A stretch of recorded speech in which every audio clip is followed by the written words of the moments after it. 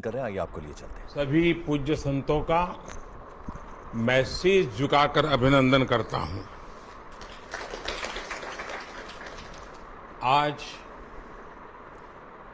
मेरे निवास स्थान पर आपके चरण पड़े हैं। ये मेरे लिए बहुत सौभाग्य की बात है। ये भगवान शिव की कृपा है, जिसकी वजह से मुझे एक साथ आप सभी शिव भक्तों के दर्शन करने का मौका मिला है। मुझे इस बात की भी बहुत खुशी है कि कल नए संसद भवन के लोकार्पण के समय आप सभी वहां साक्षात आकर के आशीर्वाद देने वाले हैं। पूज्य संतगण, हम सभी जानते हैं कि हमारे स्वतंत्रता संग्राम में तमिलनाडु की कितनी महत्वपूर्ण भूमिका रही है। वीर मंगई वेलु नाचियार से लेकर मर्द भाइयों तक, सुब्रमण्यम भारती से लेकर नेताजी सुभाष चंद्र बोस के साथ जुड़ने वाले अनेकों तमिल लोगों तक हर युग में तमिलनाडु भारतीय राष्ट्रवाद का गढ़ रहा है। तमिल लोगों के दिल में हमेशा से मां भारती की सेवा की, भारत के कल्याण की भावना रही है। बावजूद इसके ये बहुत दुर्भाग्यपूर्ण है कि भारत की आजादी में तमिल लोगों के योगदान को वो महत्व नहीं दिया गया जो दिया जाना चाहिए था। अब बीजेपी ने इस विषय को प्रमुखता से उठाना शुरू किया है। अब देश के लोगों को भी पता चल रहा है कि महान तमिल परंपरा और राष्ट्रभक्ति के प्रतीक तमिलनाडु के साथ क्या व्यवहार हुआ था। इंडिया की लीडिंग एलपीजी कंपनी गो गैस दे रही है आपको खुद की गैस एजेंसी शुरू करने का सुनहरा मौका। गो गैस के साथ अपना भविष्य बनाइए और निरंतर लाभ कमाइए। और हाँ,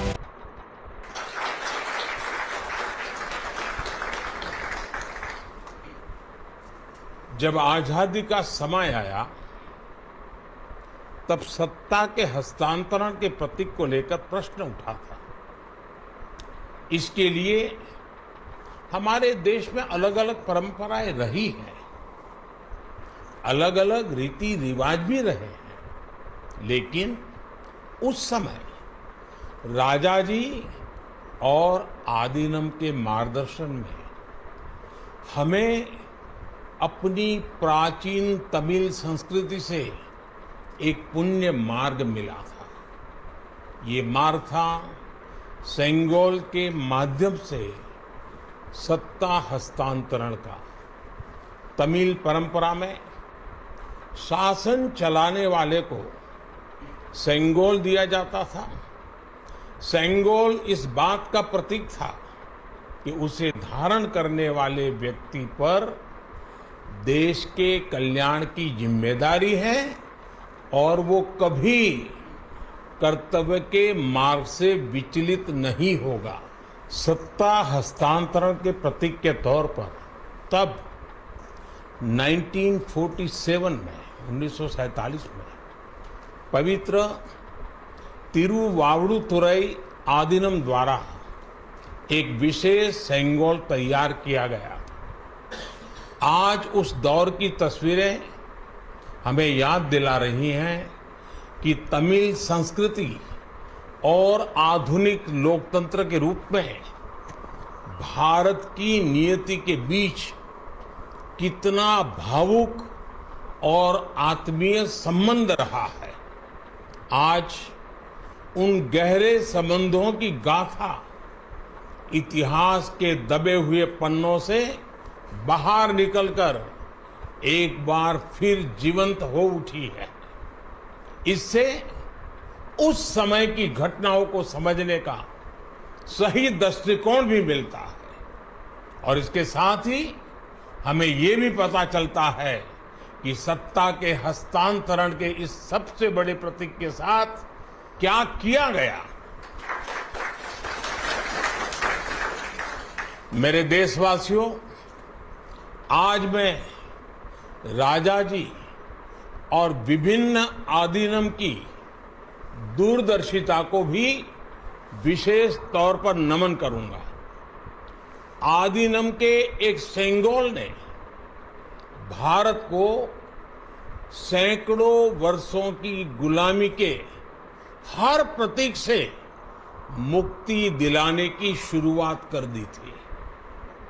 जब भारत की आजादी का प्रथम पल आया, आजादी का प्रथम पल, वो क्षण आया, तो ये सेंगोल ही था जिसने गुलामी से पहले वाले कालखंड और स्वतंत्र भारत के उस पहले पल को आपस में जोड़ दिया था। इसलिए इस पवित्र सेंगोल का महत्व सिर्फ इतना ही नहीं है कि ये 1947 में हस्तांतरण का प्रतीक बना था।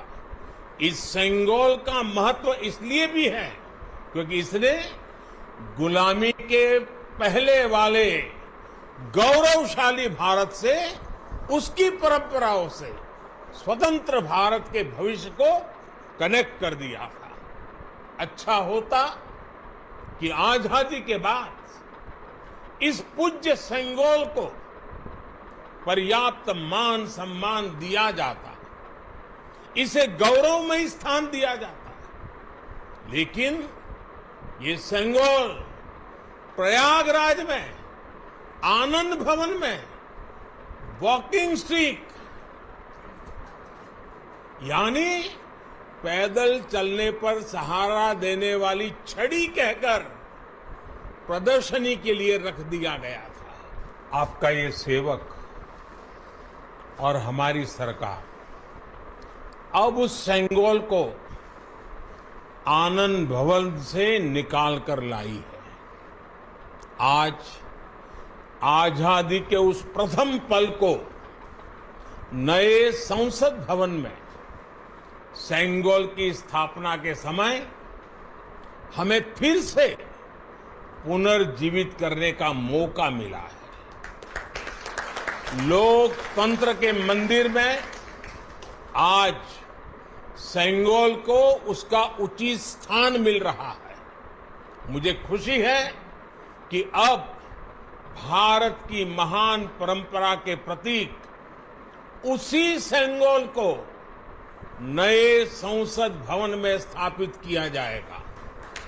ये सेंगोल इस बात की याद दिलाता रहेगा कि हमें कर्तव्य पथ पर चलना है, जनता जनार्दन के प्रति जवाबदेह बने रहना है।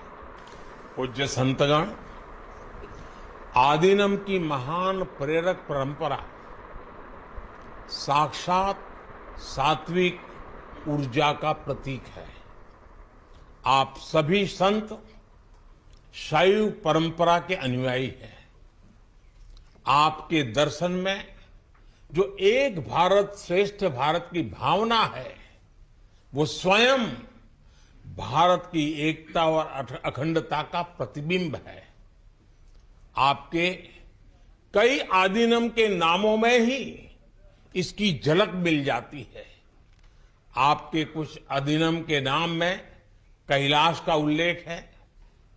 ये पवित्र पर्वत तमिलनाडु से बहुत दूर हिमालय में है, फिर भी ये आपके हृदय के करीब है।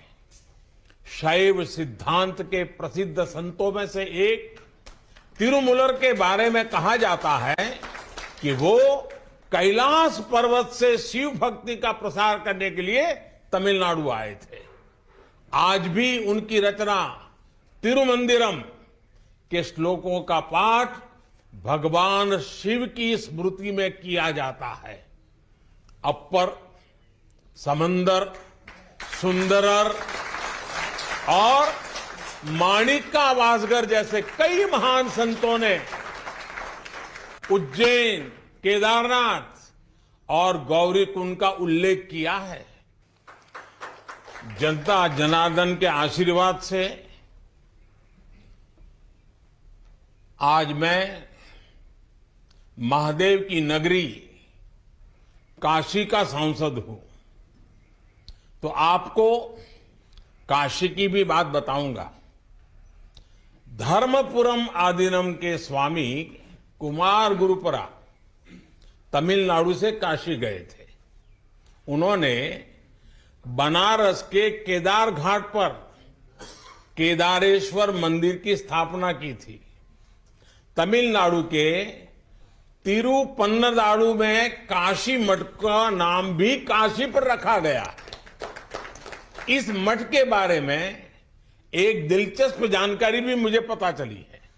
कहा जाता है कि तिरुपन्नदारु का काशी मठ तीर्थ यात्रियों को बैंकिंग सेवाएं उपलब्ध कराता था। कोई तीर्थ यात्री तमिलनाडु के काशी मठ में पैसे जमा करने के बाद काशी में प्रमाण पत्र दिखाकर वो पैसे निकाल सकता था। इस तरह शैव सिद्धांत के अनुयायियों ने सिर्फ शिव भक्ति का प्रसार ही नहीं किया, बल्कि हमें एक दूसरे के करीब लाने का कार्य भी किया। पूज्य संतगण, सैकड़ों वर्षों की गुलामी के बाद भी तमिलनाडु की संस्कृति आज भी जीवंत और समृद्ध है, तो इसमें आदीनम जैसी महान और दिव्य परंपरा की भी बड़ी भूमिका है। इस परंपरा को जीवित रखने का दायित्व संत जनों ने तो निभाया ही है, साथ ही इसका श्रेय पीड़ित, शोषित, वंचित सभी को जाता है कि उन्होंने इसकी रक्षा की, उसे आगे बढ़ाया। राष्ट्र के लिए योगदान के मामले में आपकी सभी संस्थाओं का इतिहास बहुत गौरवशाली रहा है। अब उस अतीत को आगे बढ़ाने, उससे प्रेरित होने और आने वाली पीढ़ियों के लिए काम करने का समय है। पूज्य संतगण, देश ने अगले 25 वर्षों के लिए कुछ लक्ष्य तय किए हैं। हमारा लक्ष्य है कि आजादी के 100 साल पूरे होने तक एक मजबूत, आत्मनिर्भर और समावेशी विकसित भारत का निर्माण हो। 1947 में 1947 में आपकी महत्वपूर्ण भूमिका से कोटि कोटि देशवासी पुनः परिचित हुए हैं। आज जब देश 2047 के बड़े लक्ष्यों को लेकर आगे बढ़ रहा है, तब आपकी भूमिका और महत्वपूर्ण हो गई है। आपकी संस्थाओं ने हमेशा सेवा के मूल्यों को साकार किया है। आपने लोगों को एक दूसरे से जोड़ने का, उनमें समानता का भाव पैदा करने का बड़ा उदाहरण पेश किया है। भारत जितना एकजुट होगा उतना ही मजबूत होगा। इसलिए हमारी प्रगति के रास्ते में रुकावटें पैदा करने वाले तरह तरह की चुनौतियां खड़ी करेंगे।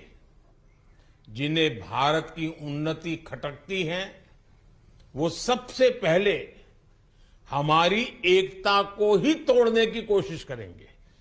लेकिन मुझे विश्वास है कि देश को आपकी संस्थाओं से आध्यात्मिकता और सामाजिकता की जो शक्ति मिल रही है, उससे हम हर चुनौती का सामना कर लेंगे मैं फिर एक बार आप मेरे यहां पधारे, आप सबने आशीर्वाद दिए, ये मेरा सौभाग्य है। मैं फिर एक बार आप सबका हृदय से आभार व्यक्त करता हूं, आप सबको प्रणाम करता हूं।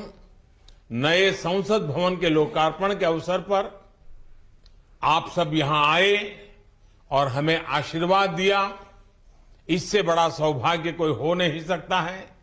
और इसलिए मैं जितना धन्यवाद करूं उतना कम है। फिर एक बार आप सबको प्रणाम करता हूं। ओम नमः शिवाय। वणकम।